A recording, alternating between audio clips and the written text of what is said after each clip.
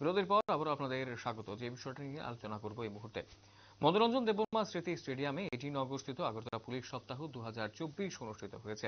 এদিন এই অনুষ্ঠানে উপস্থিত ছিলেন রাজ্যের মুখ্যমন্ত্রী অধ্যাপক ডক্টর মানিক সাহা, মাননীয় ত্রিপুরা রাজ্যের মুখ্য সচিব জে.কে. সিনহা এবং রাজ্য পুলিশের মহানির্দেশক অমিতাভ রঞ্জন সহ অন্যান্যরা। মুখ্যমন্ত্রীর হাত ধরে 15টি পুরস্কার তুলে দেওয়া হয়েছে বেস্ট পুলিশ আধিকারিক এবং অবসরপ্রাপ্ত পুলিশ আধিকারিকদের হাতে। মনোরঞ্জন দেববর্মা স্মৃতি স্টেডিয়ামে এডিনগর স্থিত আগরতলা পুলিশ সপ্তাহ 2024 অনুষ্ঠিত হয়েছে। অনুষ্ঠানে উপস্থিত ছিলেন রাজ্যের মুখ্যমন্ত্রী ডক্টর মানিক সাহা, রাজ্যের মুখ্য সচিব জে.কে. সিনহা এবং রাজ্য পুলিশের মহানির্দেশক অমিতাভ রঞ্জন সহ অন্যান্যরা। মুখ্যমন্ত্রীর হাত ধরে আজ 15টি পুরস্কার তুলে দেওয়া হয়েছে বেস্ট পুলিশ আধিকারিক এবং অবসরপ্রাপ্ত পুলিশ আধিকারিকদের হাতে। গোটা বিষয়টাকে কেন্দ্র করে কি জানাচ্ছেন রাজ্যের মুখ্যমন্ত্রী সহ অন্যান্যরা, শুনব।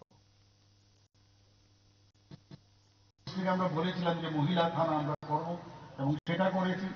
8টা ডিস্ট্রিক্ট না 8+1 9টা মহিলা থানা আমরা করেছি এবং মহিলা দ্বারা কমপ্লিটলি এটা পরিচালিত।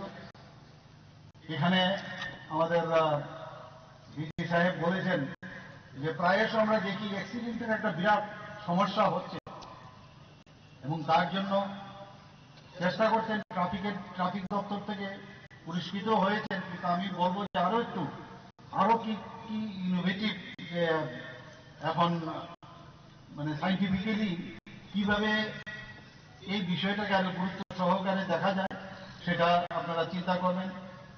এবং ত্রিপুরা পুলিশের তরফ থেকে যেসব জায়গাগুলো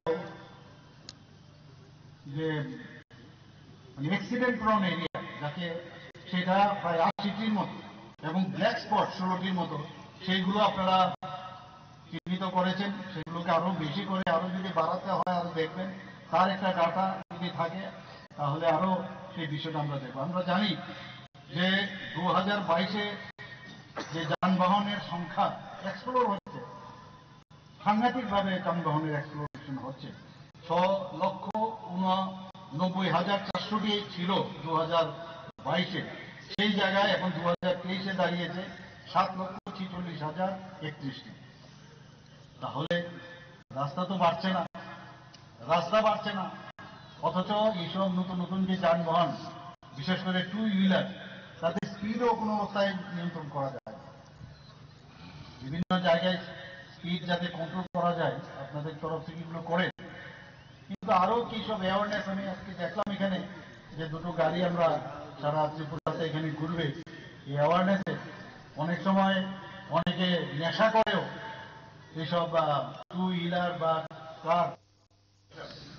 Welcome you all to the Tripura Police Week Parade 2024. Police Week provides a time to come together to recognize the law enforcement officers who gave the supreme sacrifice and lost their lives in the line of duty. It is also a time to honor the officers who serve and protect their community 24/7 each and every day. Sir, the law and order situation of the state has improved a lot. Crime has also decreased in major heads.